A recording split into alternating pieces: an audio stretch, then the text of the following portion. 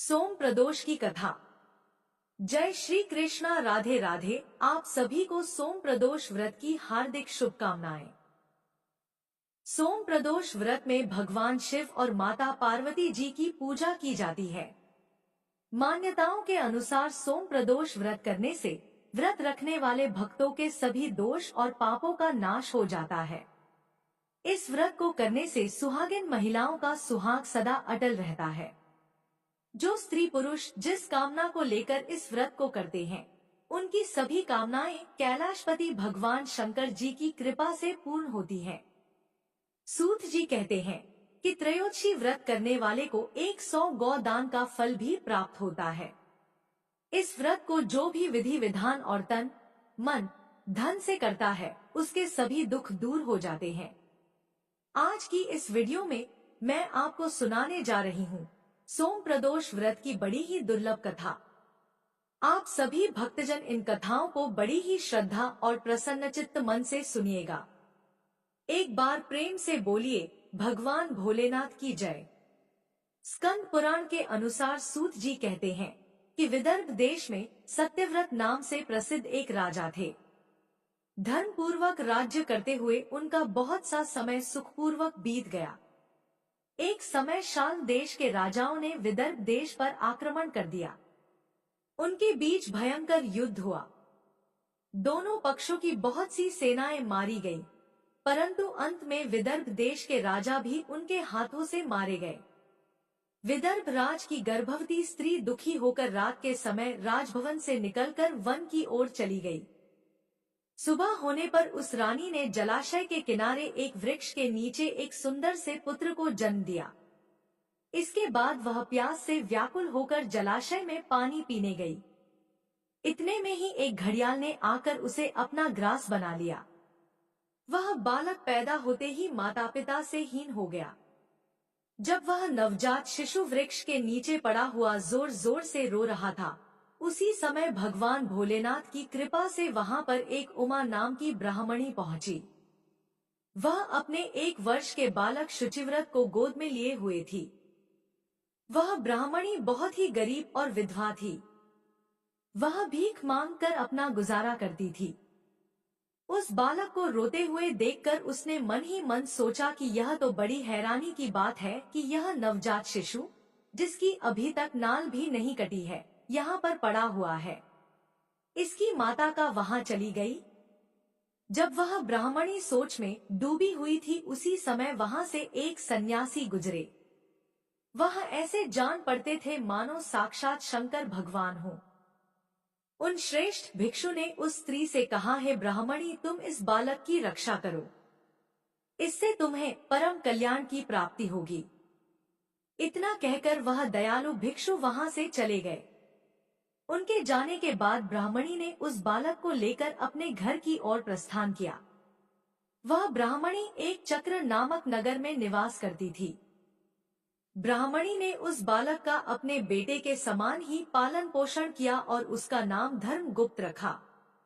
वह भिक्षा के अन्न से ही अपने पुत्र और राजकुमार दोनों को पालने लगी। एक दिन वह ब्राह्मणी उन दोनों बालकों को साथ लेकर भीख मांगती हुई देव मंदिर में चली गई। उस समय वहां पर शांडिल्य मुनि पधारे हुए थे। शांडिल्य मुनि को देखकर ब्राह्मणी ने उन्हें प्रणाम करके पूछा, है ब्राह्मण, एक सन्यासी के कहने पर मैं इस बालक को अपने घर ले आई हूँ। अभी तक मुझे इसके कुल का पता नहीं चला, फिर भी मैं अपने पुत्र की तरह ही इसका पालन पोषण करती हूँ। आप ज्ञान के नेत्रों से देखकर मुझे बताने की कृपा करें कि यह बालक किस कुल में उत्पन्न हुआ है और इसके माता पिता कौन हैं। तब मुनिवर बोले, यह विदर्भ देश के राजा का पुत्र है। इतना कहकर शांडिल्य मुनि ने उस बालक के पिता के युद्ध में मारे जाने तथा उसकी माता के ग्रह द्वारा ग्रस्त होने का सब समाचार पूर्ण रूप से बताया। यह सुनकर ब्राह्मणी को और भी आश्चर्य हुआ। फिर उसने प्रश्न किया, है महामुनि, वह राजा सभी भोगों को छोड़कर युद्ध में क्यों मारे गए और इस बालक को यह दृढ़ता कैसे प्राप्त हुई? यह अपने राज्य को कैसे प्राप्त करेगा? यह तो मेरे पुत्र की तरह भिक्षा के अन्न से ही जीवन निर्वाह करता है। इसकी दरिद्रता के निवारण का क्या उपाय है? तब शांडिल्य मुनि बोले, इस राजकुमार के पिता विदर्भराज पूर्व जन्म में पांडे देश के राजा थे। एक दिन प्रदोष काल में राजा बड़ी भक्ति भाव से त्रिलोकीनाथ महादेव जी की आराधना में मग्न थे। उसी समय उनके नगर में बड़ा भारी कोलाहल मचा। उस शोर को सुनकर राजा ने बीच में ही भगवान शंकर की पूजा को छोड़ दिया और राजभवन से बाहर निकल गए। इसी समय राजा का मंत्री शत्रु को पकड़कर उनके समीप ले आया। वह शत्रु पांड्य राज्य का सामंत था। उसे देखते ही राजा ने क्रोध पूर्वक उसका मस्तक कटवा दिया। शिव पूजा को छोड़कर नियम को समाप्त किए बिना ही राजा ने रात में भोजन भी कर लिया। इसी प्रकार राजकुमार भी प्रदोष काल में भगवान शिव की पूजा किए बिना ही भोजन करके सो गया। वही राजा अगले जन्म में विदर्भराज हुआ। शिव पूजा में विघ्न होने के कारण शत्रुओं ने उसके सुख भोग के बीच में ही मार डाला। पूर्व जन्म में जो उसका पुत्र था, इस जन्म में भी राजा का वही पुत्र है। भगवान शिव की पूजा का उल्लंघन करने के कारण यह दरिद्रता को प्राप्त हुआ है। इसकी माता ने पूर्व जन्म में छल से अपनी सौत को मार डाला था। उस महान पाप के कारण ही वह इस जन्म में ग्राह्य के द्वारा मारी गई। हे ब्राह्मणी, तुम्हारा पुत्र पूर्व जन्म में भी एक ब्राह्मण था।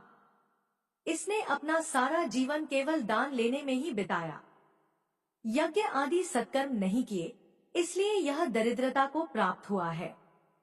उस दोष के निवारण के लिए अब यह भगवान शंकर की शरण में जाए। यदि यह दोनों बालक प्रदोष के दिन भगवान शंकर का पूजन करते रहें, तो वर्ष भर के भीतर ही इनकी दरिद्रता का नाश होगा और राज्य सुख की प्राप्ति होगी। इस प्रकार शरण में आई हुई ब्राह्मणी को मधुर वचनों द्वारा आश्वासन देकर शांडिल्य मुनि ने उनके दोनों बालकों को भगवान शंकर की आराधना के मंत्र का उपदेश दिया। उसके बाद ब्राह्मणी अपने दोनों बालकों को लेकर वहां से चली गई।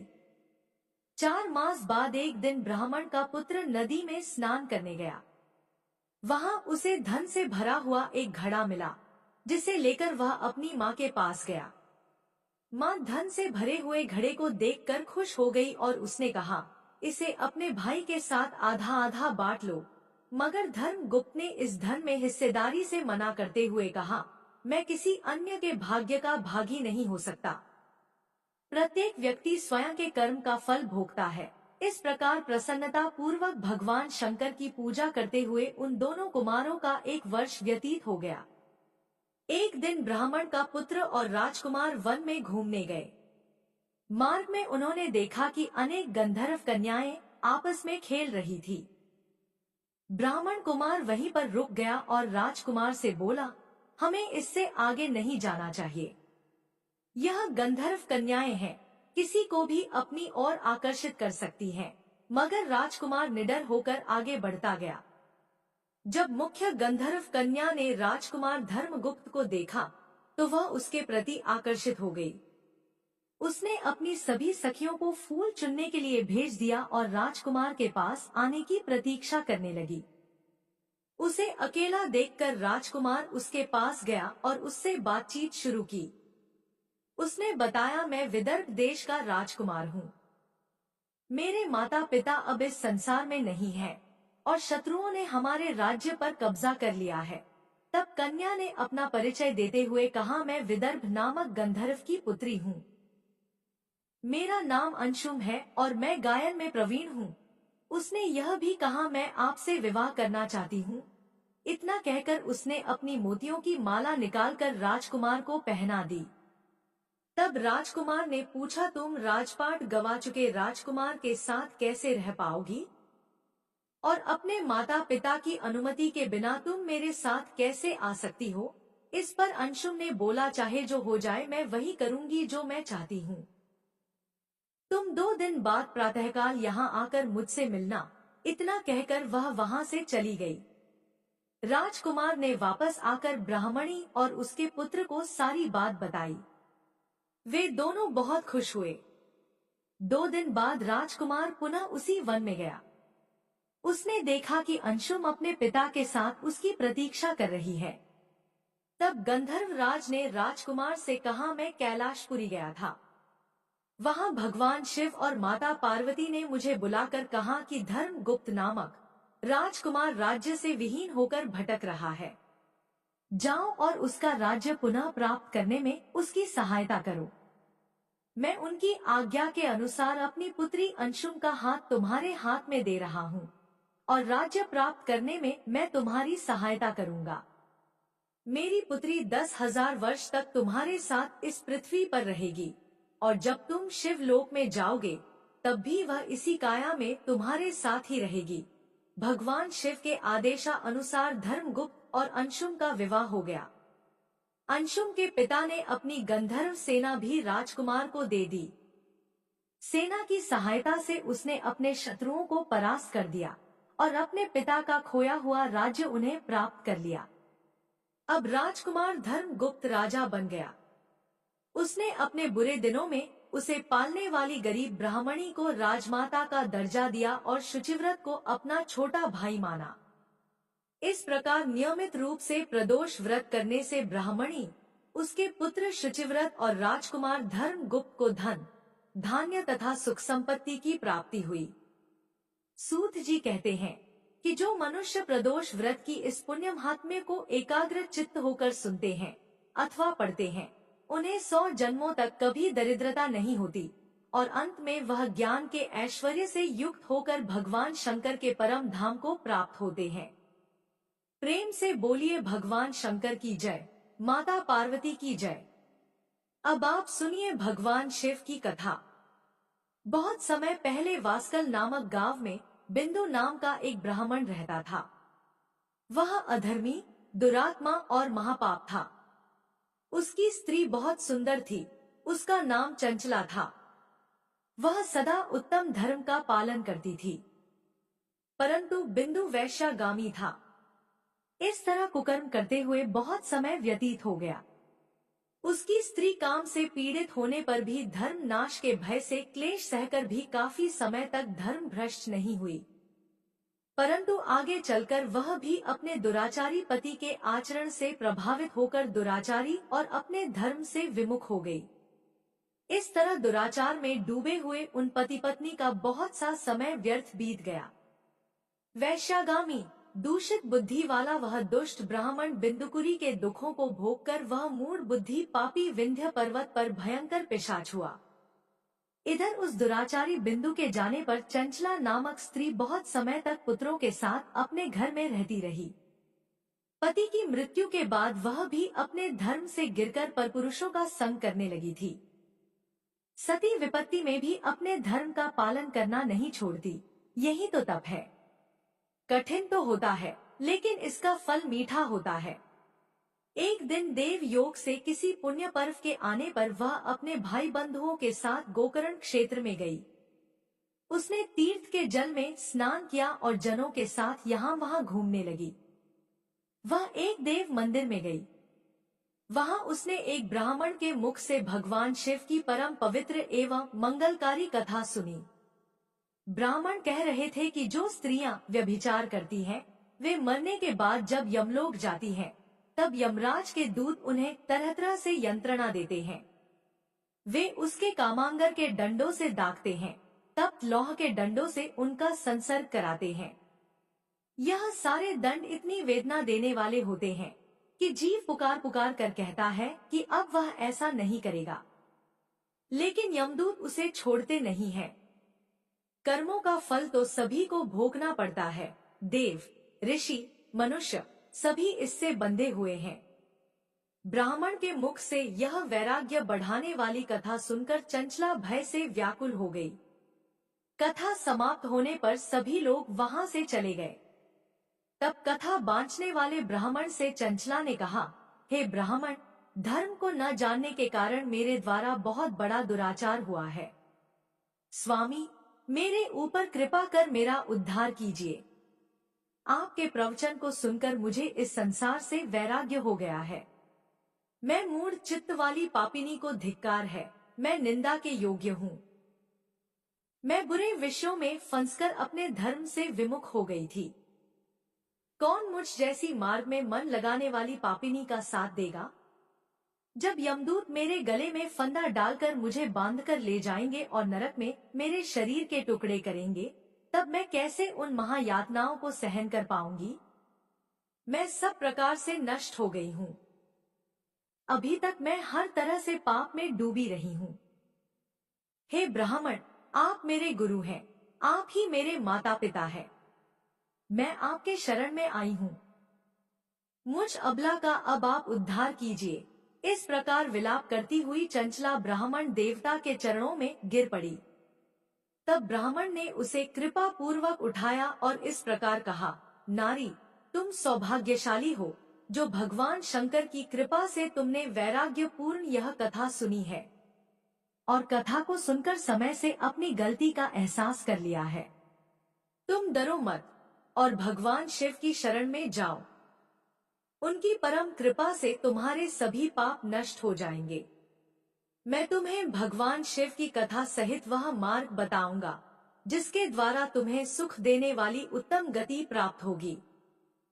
शिव कथा सुनने से तुम्हारी बुद्धि शुद्ध हो गई है और तुम्हें पश्चाताप हुआ है तथा मन में वैराग्य उत्पन्न हुआ है। पश्चाताप ही पाप करने वाले पापियों के लिए सबसे बड़ा प्रायश्चित है। जो मनुष्य अपने कुकर्म के लिए प्रायश्चित नहीं करता, वह उत्तम गति प्राप्त नहीं करता, परंतु जिसे अपने कुकृत्य पर हार्दिक पश्चाताप होता है, वह अवश्य ही उत्तम गति का भागीदार होता है। इसमें कोई शक नहीं है।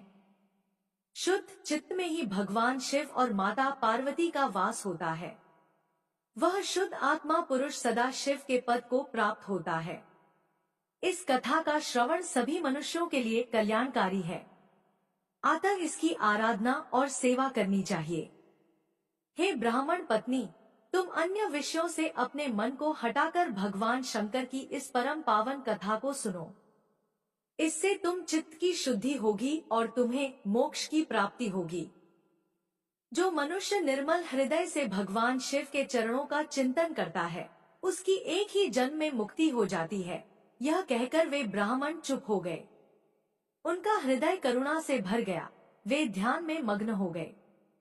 ब्राह्मण का यह उपदेश सुनकर चंचला के नेत्रों में आनंद के आंसू छलक आए। वह हर्ष भरे हृदय से ब्राह्मण देवता के चरणों में गिर गई और हाथ जोड़कर बोली, मैं कृतार्थ हो गई। हे ब्राह्मण, शिव भक्तों में श्रेष्ठ स्वामी, आप धन्य हैं। आप परमार्थदर्शी हैं और सदा परोपकार में लगे रहते हैं। साधु, मैं नरक के समुद्र में गिर रही हूँ, कृपा करके मेरा उद्धार कीजिए। जिस पौराणिक और अमृत के समान कथा की बात आपने की है, उसे सुनकर ही मेरे मन में वैराग्य उत्पन्न हुआ। उस अमृतम कथा को सुनने के लिए मेरे मन में बड़ी श्रद्धा हो रही है। कृपया आप मुझे उसे सुनाइए। कथा सुनने की इच्छा मन में लिए हुए चंचला उन ब्राह्मण देवता की सेवा में वहीं रहने लगी। उस गोकर्ण नामक महाक्षेत्र में उन ब्राह्मण देवता के मुख से चंचला भगवान शिव की भक्ति, ज्ञान और वैराग्य बढ़ाने वाली और मुक्ति देने वाली परम उत्तम कथा सुनकर कृतार्थ हुई। उसका चित्त शुद्ध हो गया। वह अपने हृदय में शिव के सगुण रूप का चिंतन करने लगी। वह सदैव शिव सच्चिदानंदमय स्वरूप का स्मरण करती थी। इसके बाद अपना समय पूर्ण होने पर चंचला ने बिना किसी कष्ट के अपना शरीर त्याग दिया। उसे लेने के लिए एक दिव्य विमान वहां पहुंचा। यह विमान शोभा साधनों से सजा था और शिव गणों से सुशोभित था। चंचला विमान से शिवपुरी पहुंची। उसके सारे पाप धुल गए। वह दिव्य रूप धारिणी दिव्यांगना हो गई थी। वह गौरांग देवी मस्तक पर अर्धचंद्र का मुकुट और अन्य दिव्य आभूषण पहने शिवपुरी में पहुंची। वहां उसने सनातन देवता त्रिनेत्रधारी महादेव शिव को देखा। सभी देवता उनकी सेवा में भक्ति भाव से उपस्थित थे। उनकी अंग कांति करोड़ों सूर्य के समान प्रकाशित हो रही थी। 5 मुख और हर मुख में 3-3 नेत्र थे। मस्तक पर अर्धचंद्र आकार मुकुट शोभायमान हो रहा था। कंठ में नील चिन्ह उनके साथ में देवी गौरी विराजमान थी, जो विद्युत पुंज के समान प्रकाशित हो रही थी। महादेव जी की कांति कपूर के समान गौर थी। उनके शरीर पर श्वेत वस्त्र थे तथा शरीर श्वेत भस्म से युक्त था। इस प्रकार भगवान शिव के परम उज्ज्वल रूप के दर्शन कर चंचला बहुत प्रसन्न हुई। उसने भगवान को बारंबार प्रणाम किया और हाथ जोड़कर प्रेम, आनंद और संतोष से युक्त होकर विनीत भाव से खड़ी हो गई। उसके नेत्रों से आनंद के आंसुओं की धारा बहने लगी। भगवान शंकर और भगवती गौरी उमा ने करुणा के साथ सौम्य दृष्टि से देखकर चंचला को अपने पास बुलाया। गौरी उमा ने उसे प्रेम पूर्वक अपनी सखी बना लिया। चंचला सुख पूर्वक भगवान शिव के धाम में उमा देवी की सखी के रूप में निवास करने लगी। एक दिन चंचला आनंद में मग्न उमा देवी के पास गई और दोनों हाथ जोड़कर उनकी स्तुति को करने लगी। हे गिरिराज नंदिनी, स्कंद माता उमा, आप सभी मनुष्यों एवं देवताओं द्वारा पूजित तथा समस्त सुखों को देने वाली हैं। आप शंभु प्रिया है, आप ही सगुणा और निर्गुणा है। हे सच्चिदानंद स्वरूपा, आप ही प्रकृति की पोषक है। हे माता, आप ही संसार की सृष्टि, पालन और सहार करने वाली हैं। इस प्रकार सद्गति प्राप्त चंचला देवी की स्तुति कर शांत हो गई। उसकी आंखों में प्रेम के आंसू उमड़ आए। तब शंकर प्रिया भक्त वत्सला उमा देवी ने बड़े प्रेम से चंचला को चुप कराते हुए कहा, सखी चंचला, मैं तुम्हारी स्तुति से प्रसन्न हूँ। बोलो, क्या वर मांगती हो? तब चंचला बोली, हे गिरिराज कुमारी, मेरे पति बिंदु इस समय कहाँ हैं? उनकी स्थिति कैसी है? मुझे बताइए और कुछ उपाय कीजिए ताकि हम फिर से मिल सके। हे महादेवी, मेरे पति एक शूद्र जाति वैश्या के प्रति आसक्त थे और पाप में ही डूबे रहते थे। गिरिजा बोली, बेटी, तुम्हारा पति बिंदु पापी था, उसका अंत बड़ा भयानक हुआ। वैश्या का उपभोग करने के कारण वह मूर्ख नरक में अनेक वर्षों तक अनेक प्रकार के दुख भोग रहा है। अब शेष पाप को भोगने के लिए वंद्य पर्वत पर पिशाच की योनि में रह रहा है और वह दुष्ट वही वायु पीकर रहता है और सब प्रकार के कष्ट सहता है। गौरी देवी की यह बात सुनकर चंचला अत्यंत दुखी हो गई। फिर मन को किसी तरह स्थिर करती हुई दुखी हृदय से मां गौरी से उसने एक बार फिर पूछा, हे महादेवी, मुझ पर कृपा कीजिए और मेरे पापी पति का अब उद्धार कीजिए। कृपा करके मुझे वह उपाय बताइए जिससे मेरे पति को उत्तम गति प्राप्त हो सके। गौरी देवी ने कहा, यदि तुम्हारा पति भगवान शिव की पुण्यम उत्तम कथा सुने तो वह इस दुर्गति को पार करके उत्तम गति का भागी हो सकता है। अमृत के समान मधुर गौरी देवी के यह वचन सुनकर चंचला ने दोनों हाथ जोड़कर मस्तक झुकाकर उन्हें बार बार प्रणाम किया और प्रार्थना की कि मेरे पति को भगवान शिव की कथा सुनाने की व्यवस्था कीजिए। ब्राह्मण पत्नी चंचला के बार बार प्रार्थना करने पर शिवप्रिया गौरी देवी ने भगवान शिव की महिमा का गान करने वाले गंधर्व राज तुमरो को बुलाकर कहा, तुमरो, तुम्हारी भगवान शिव में प्रीति है। तुम मेरे मन की सभी बातें जानकर मेरे कार्यों को सिद्ध करते हो, तो मेरी इस सखी के साथ वंद पर्वत पर जाओ। वहाँ एक महाघोर और भयंकर पिशाच रहता है। पूर्व जन्म में वह पिशाच बिंदुकुरी हो गया था। वह स्नान, संध्या आदि नित्य कर्म छोड़कर अपवित्र रहने लगा। क्रोध के कारण उसकी बुद्धि भ्रष्ट हो गई थी। दर्जनों से उसकी मित्रता तथा सज्जनों से द्वेष बढ़ गया था।